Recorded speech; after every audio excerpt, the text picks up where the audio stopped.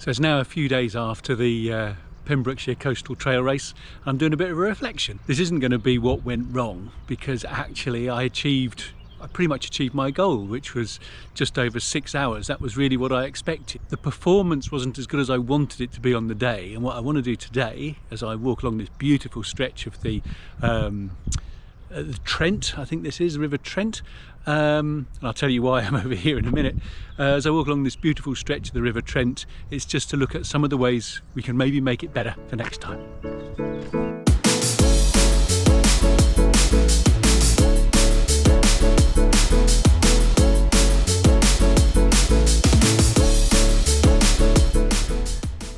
So what went well? Beautiful choice of race. Beautiful choice of race organisers. Run Walk Crawl did a fantastic job. The people are lovely, the supporters are lovely, the coast was lovely, so absolutely no complaints on any of that. Hydration went well.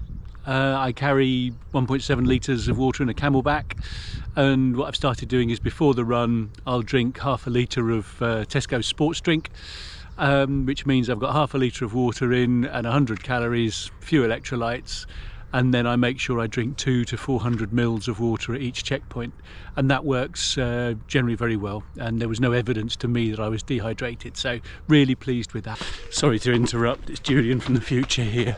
When I looked at those shots, the bit I wanted to say about nutrition, you couldn't hear the audio, so as you know I tend to use real food, rightly or wrongly, what do you think, rather than gels, so I'll take with me maybe 8 or 9 flapjacks, Snickers, double-deckers, those kind of things, and eat one of those every 3 miles, 5 kilometres or so, about every half an hour.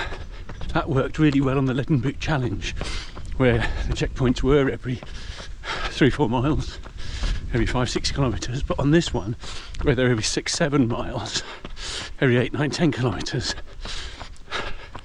I forgot. And yeah, I was eating Oreos or Jaffa cakes at the checkpoints, but I really don't think I ate anything like enough. What's your thoughts on it?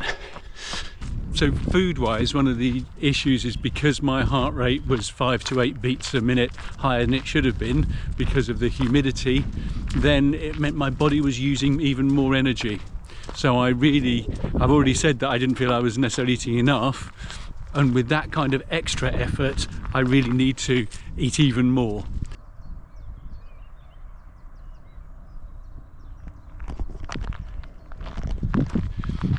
Or maybe it's using something like Tailwind, a calorie high drink, to allow you to take on that carbohydrate and replenish glycogen more quickly, and I'll work on that for next time. Another thing was mood.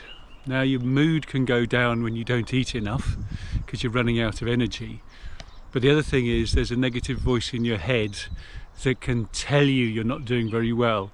Now my negative voice was beating me up because I wasn't able to run on those long gradual inclines and other people were. Was I doing badly? No, I wasn't, because as you know, I was hitting the times that I was expecting or I had previously thought I might hit.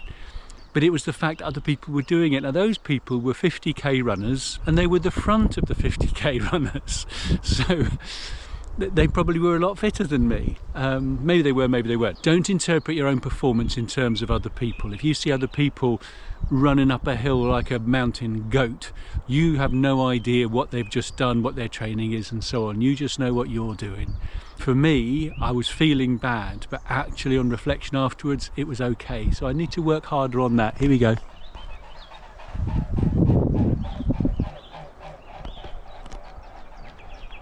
What do you think? What are your thoughts?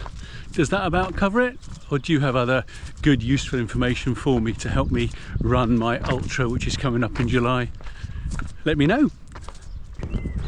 So the other thing I wanted to cover today is why I'm walking alongside a canal in Staffordshire, as it is. Well, I'm just south of Derby, and yesterday I went up to Harrier Trail Running headquarters, met Liga and Lloyd Purvis of Run for Adventure, saw the new adventure bus, met Callum Pritchard, pro runner, and got a sneak preview of the prototypes of some new Harrier kit.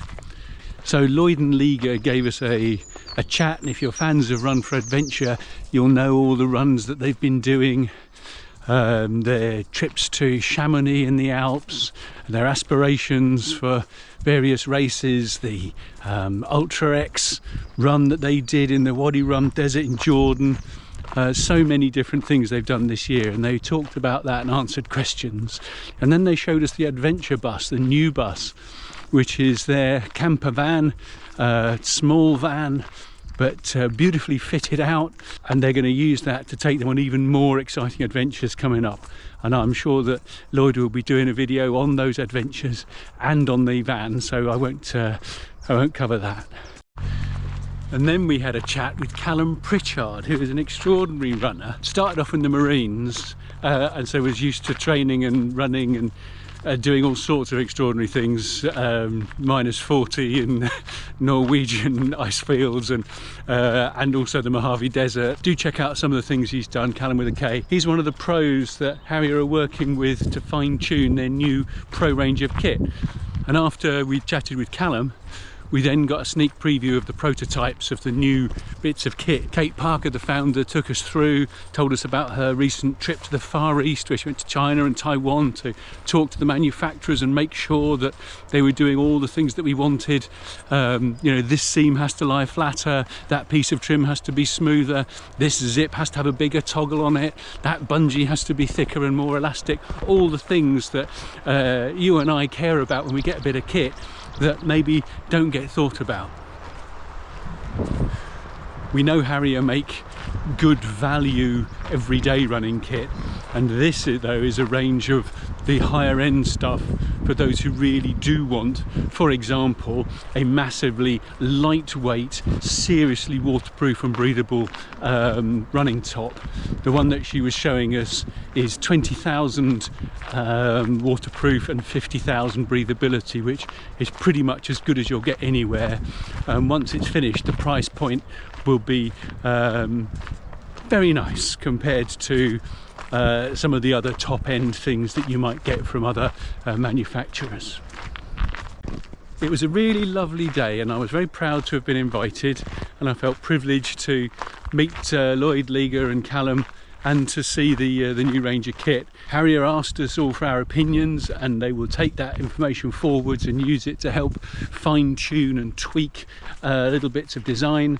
And I look forward to seeing that, the launches of these products really soon. So keep your eyes peeled if you're after some next level up kit.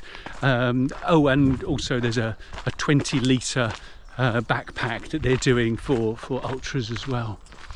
So all in all, I've had quite an interesting 7 days. I've driven about 1,400 miles in all.